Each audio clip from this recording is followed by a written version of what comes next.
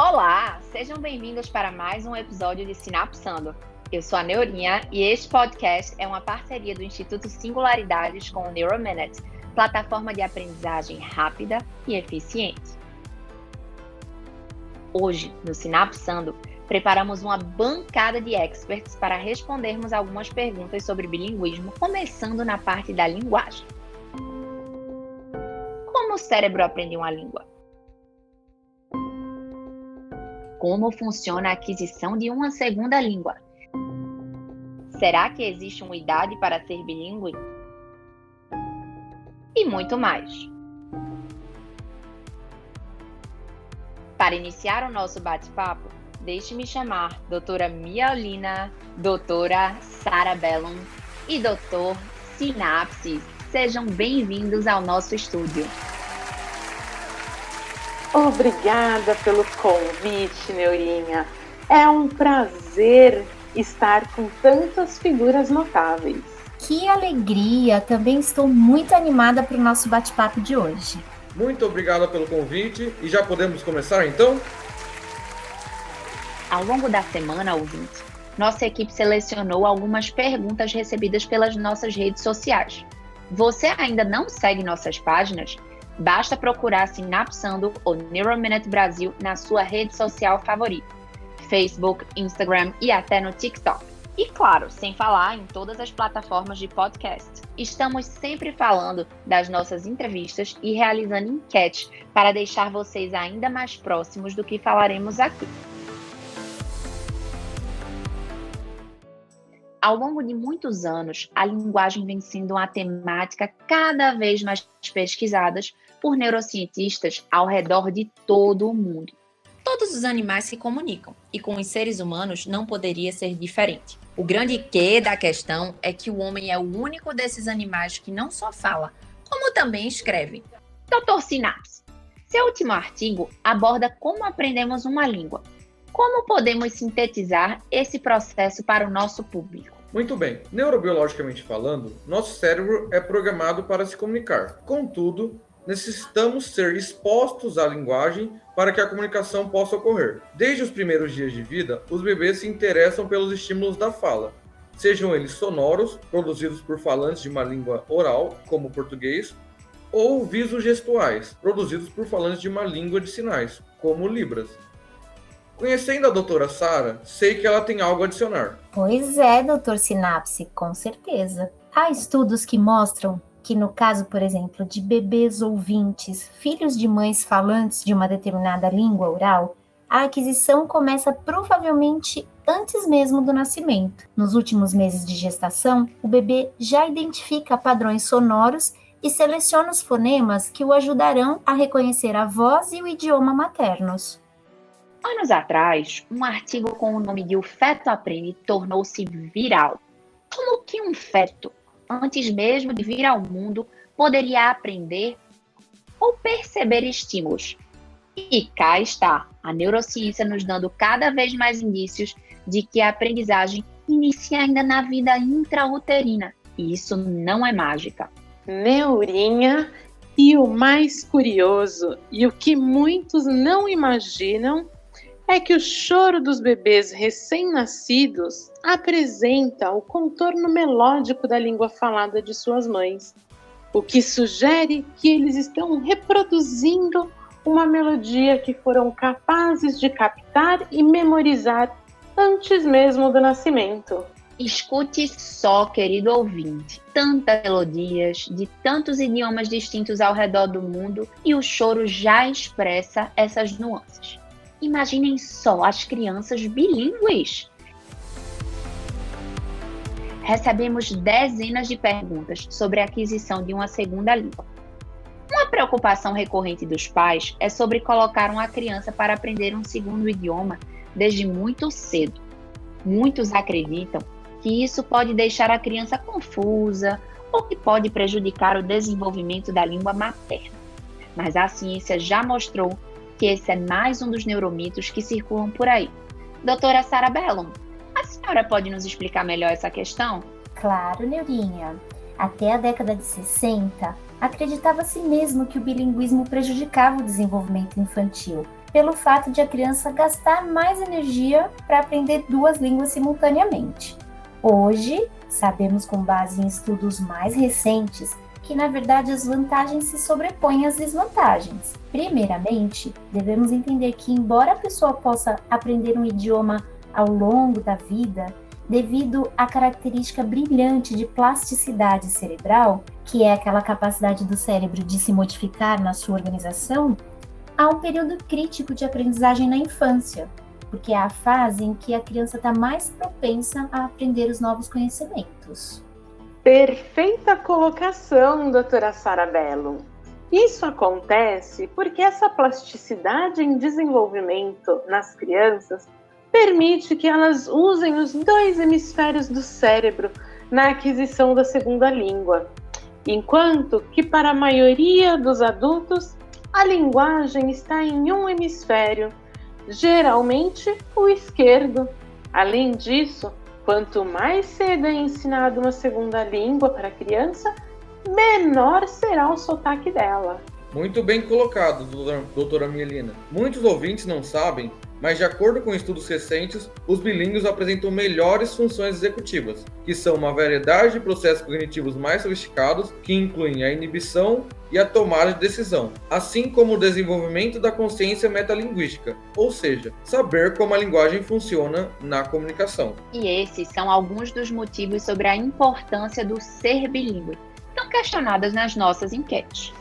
Estudos múltiplos apoiam, queridos ouvintes, uma vantagem de processamento geral de domínio de atenção e memória, por exemplo, em crianças bilíngues com maior precisão, melhores tempos de reação em tarefas não verbais, trocas mais fluidas entre idiomas e desempenhos mais fortes em tarefas de memória operacional. Será que podemos entender que o bilinguismo torna uma criança mais inteligente? E será que é necessário matricular uma criança em uma escola bilíngue para que ela atinja esse objetivo, queridos doutores? Perfeito questionamento esse, Neurinha. Mas, antes de dizer sim ou não, vou fazer algumas questões sobre as inteligências.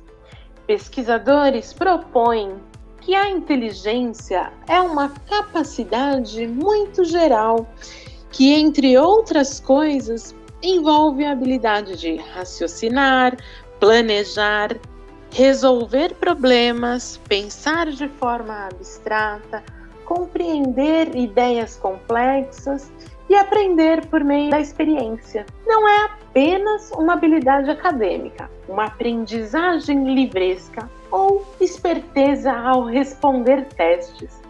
Ela reflete uma capacidade mais ampla e profunda para a compreensão do ambiente, aprender o contexto, dar sentido às coisas, antecipar o melhor curso de ação.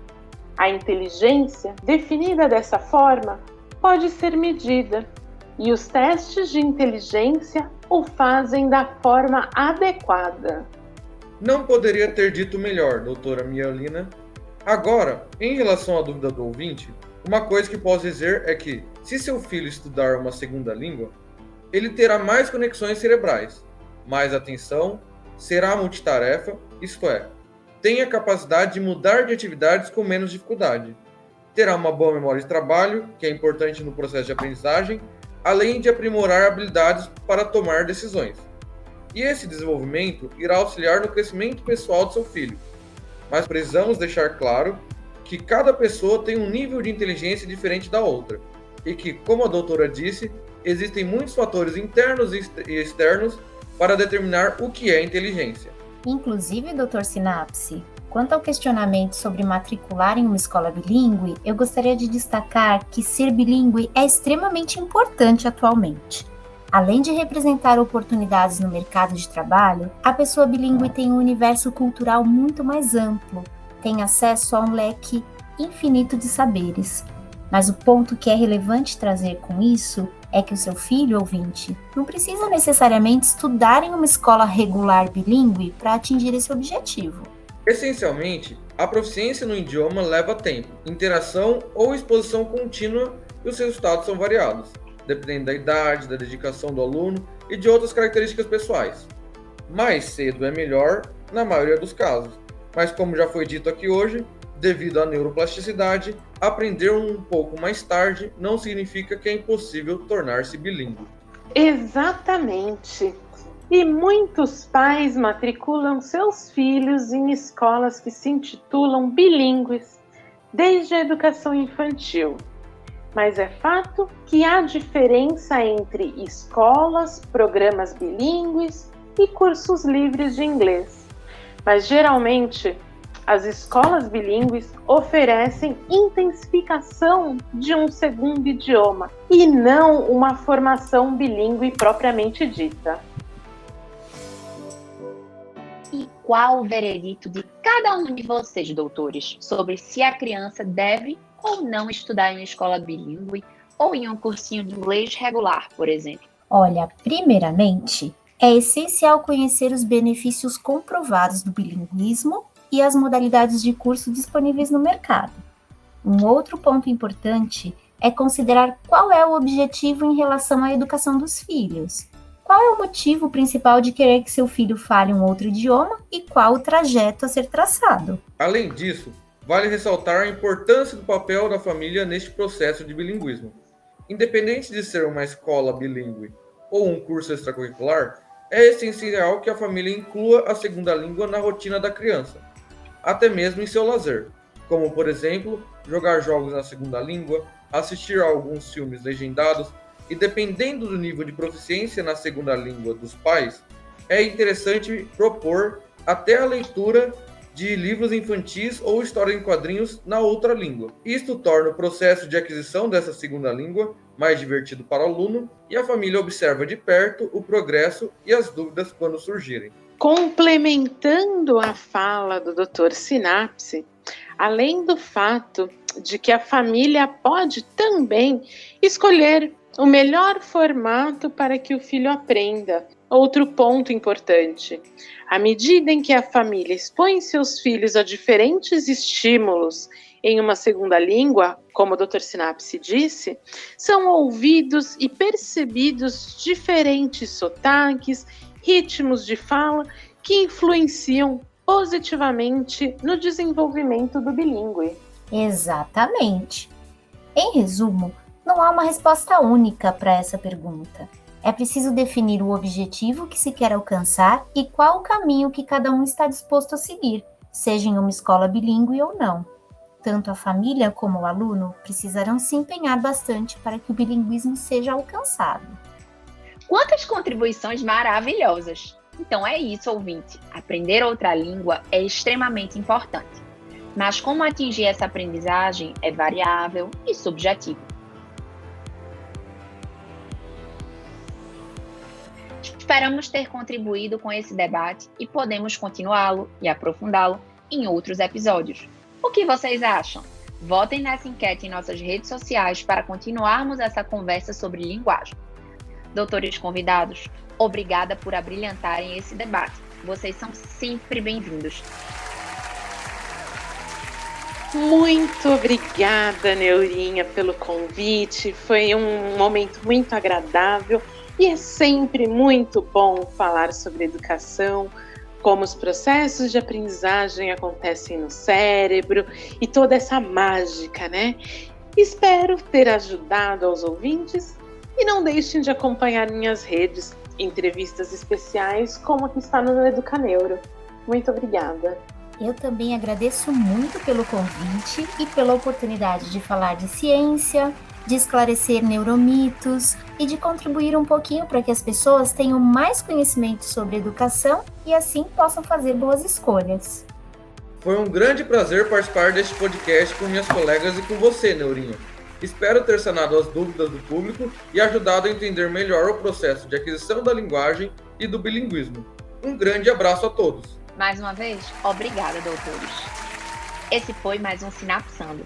Não esqueça de acompanhar nossas redes sociais, @NeuroMinute Brasil, em todas as plataformas, para aprofundar essas conversas e estar sempre atento às enquetes. Até a próxima Sinapse.